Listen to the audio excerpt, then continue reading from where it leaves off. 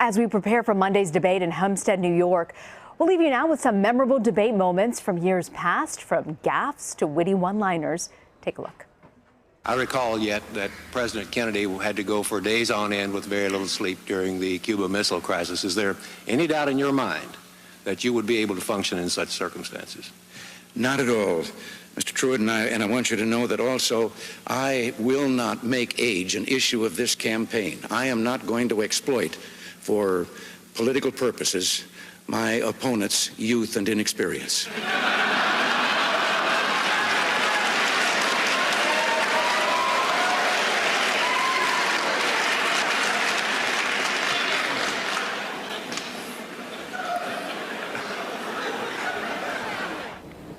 I'm sorry, could I just follow? Did I understand you to say, sir, that the Russians are not using Eastern Europe as their own sphere of influence and occupying most of the countries there and making sure with their troops that it's a communist zone, whereas on our side of the line, the Italians and the French are still flirting with I don't believe, Mr. Frankel, that the Yugoslavians consider themselves dominated by the Soviet Union. I don't believe that the Romanians consider themselves dominated by the Soviet Union. I don't believe that the Poles consider themselves dominated by the Soviet Union. Each of those countries is independent, autonomous. It has its own territorial integrity. And the United States does not concede that those countries are under the domination of the Soviet Union. As a matter of fact, I visited Poland, Yugoslavia, and Romania to make certain that the people of those countries understood that the President of the United States and the people of the United States are dedicated to their independence, their autonomy, and their freedom. Governor Carter, have your response. Well, in the first place, I'm not criticizing His Holiness the Pope. I was talking about Mr. Ford. The fact is that secrecy has surrounded the decisions made by the Ford administration. In the case of the Helsinki Agreement, it may have been a good agreement at the beginning, but we have failed to enforce the so-called Basket 3 part, which ensures the right of people to migrate, to join their families, to be free, to speak out. The Soviet Union is still jamming Radio Free Europe. Radio Free Europe is being jammed. We've also seen a very serious problem with the so-called Sonnenfeld document, which apparently Mr. Ford has just endorsed, which said that there's an organic linkage between the Eastern European countries and the Soviet Union. And I would like to see Mr. Ford convince the Polish Americans and the Czech Americans and the Hungarian Americans in this country that those countries don't live under the domination and supervision of the Soviet Union behind the Iron Curtain. We also have seen Mr. Ford exclude himself from access to the public. He hasn't had a tough cross-examination type press conference in over 30 days. One press conference he had without sound. He's also shown a weakness in yielding to pressure. The Soviet Union, for instance, put pressure on Mr. Ford, and he refused to see a symbol of human freedom recognized around the world, Alexander Solzhenitsyn. The Arabs have put pressure on Mr. Ford, and he's yielded, and has permitted a boycott by the Arab countries of American businesses who trade with Israel, or who have American Jews owning or taking part in the management of American companies. His own Secretary of Commerce had to be subpoenaed by the Congress to reveal the names of businesses who were subject to this boycott. They didn't volunteer their information. He had to be subpoenaed.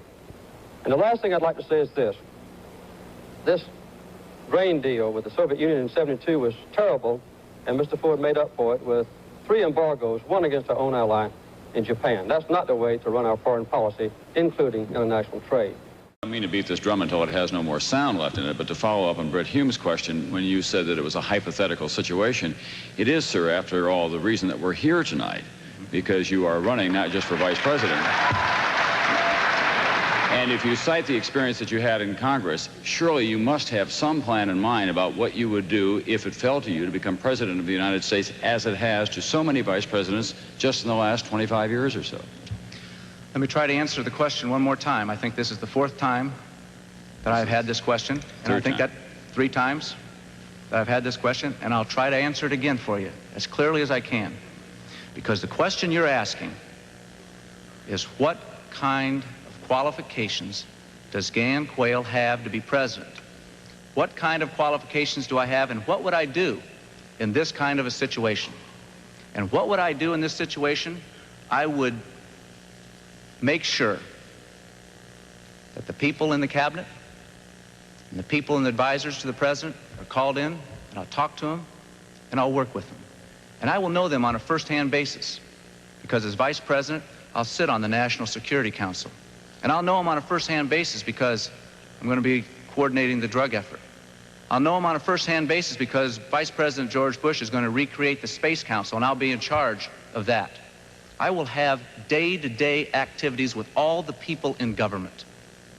And then, if that unfortunate situation happens, if that situation, which would be very tragic, happens, I will be prepared to carry out the responsibilities of the presidency of the United States of America. And I will be prepared to do that. I will be prepared not only because of my service in the Congress, but because of my ability to communicate and to lead. It is not just age, it's accomplishments, it's experience. I have far more experience than many others that sought the office of Vice President of this country. I have as much experience in the Congress as Jack Kennedy did when he sought the presidency. I will be prepared to deal with the people in the Bush administration if that unfortunate event would ever occur. Senator Benson. Senator, I served with Jack Kennedy. I knew Jack Kennedy. Jack Kennedy was a friend of mine. Senator, you're no Jack Kennedy.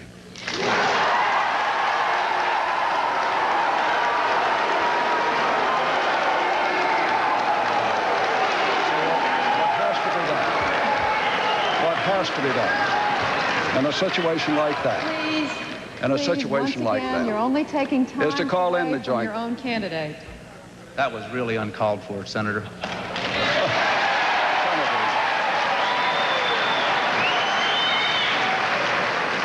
You're the one that was making the comparisons, Senator, and I'm one who knew him well.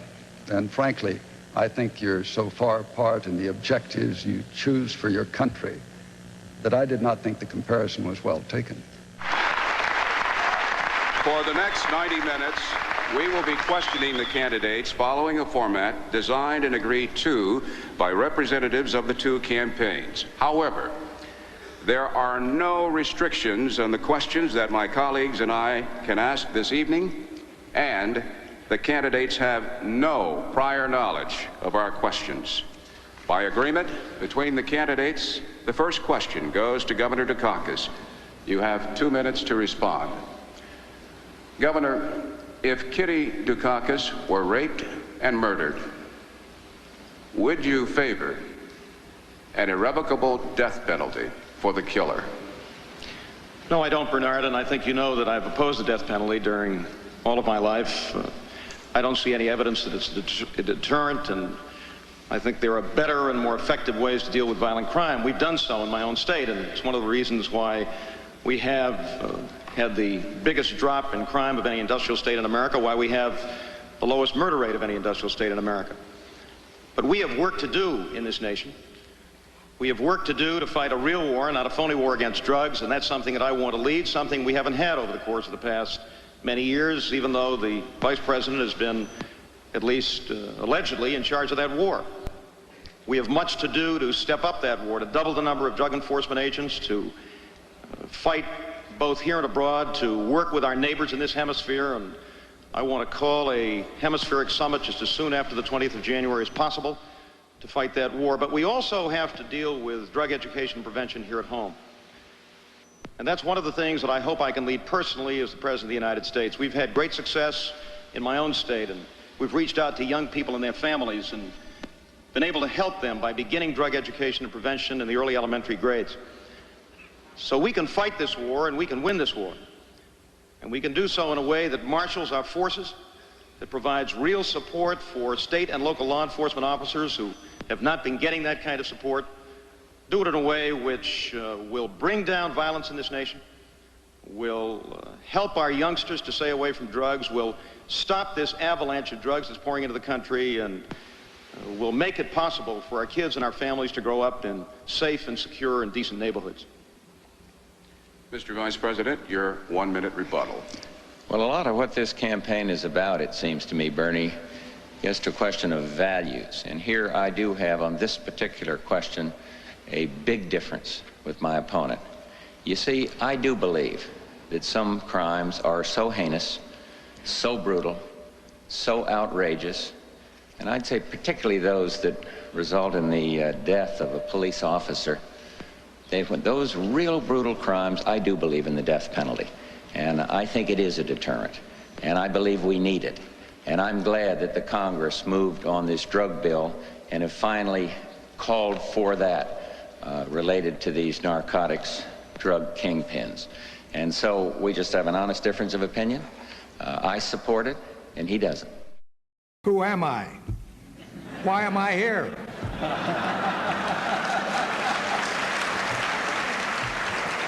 I'm not a politician, everybody knows that, so don't expect me to use the language of the Washington Insider.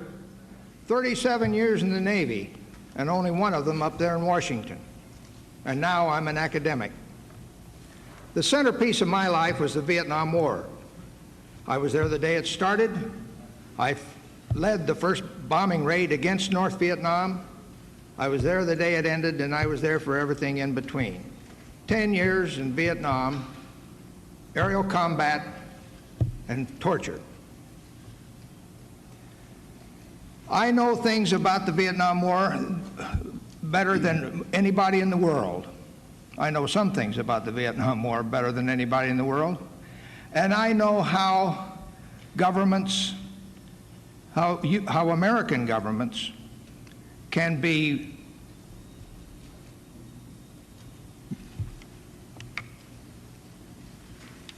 courageous and how they can be callow. And that's important. That's one thing I'm an insider on. All you got to do is go down Union Street with me in Wilmington and go to Katie's restaurant or walk into Home Depot with me where I spend a lot of time, and you ask anybody in there whether or not the economic and foreign policy of this administration has made them better off in the last 8 years. And then ask them whether there's a single major initiative that John McCain differs with the president on taxes, on Iraq, on Afghanistan, on the whole question of how to help education, on the dealing with health care. Look, the people in my neighborhood, they get it. They get it, and they know they've been getting the short end of the stick.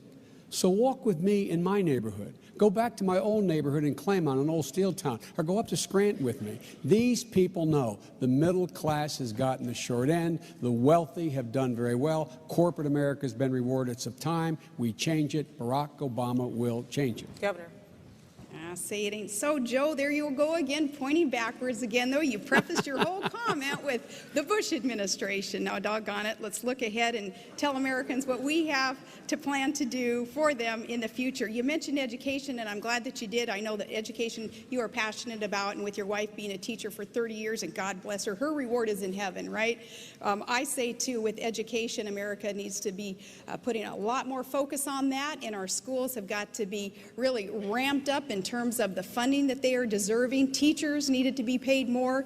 I come from a house full of school teachers. My grandma was. My dad, who's in the audience today, he's a school teacher, had been for many years. My brother, who I think is the best school teacher in the year, and there's a shout out to all those third graders at Gladyswood Elementary School. You get extra credit for watching this debate. Education in America has been, in some sense, in some of our states, just accepted to be a little bit lax. And we have got to increase the standards. No Child Left Behind was implemented. It's not doing the job, though. We need flexibility in No Child Left Behind. We need to put more of an emphasis on the profession of teaching. We need to make sure that education in either one of our agendas, I think, absolute top of the line. My kids as public school participants right now, it's near and dear to my heart. I'm very, very concerned about where we're going in education, and we've got to ramp it up and put more attention in that arena.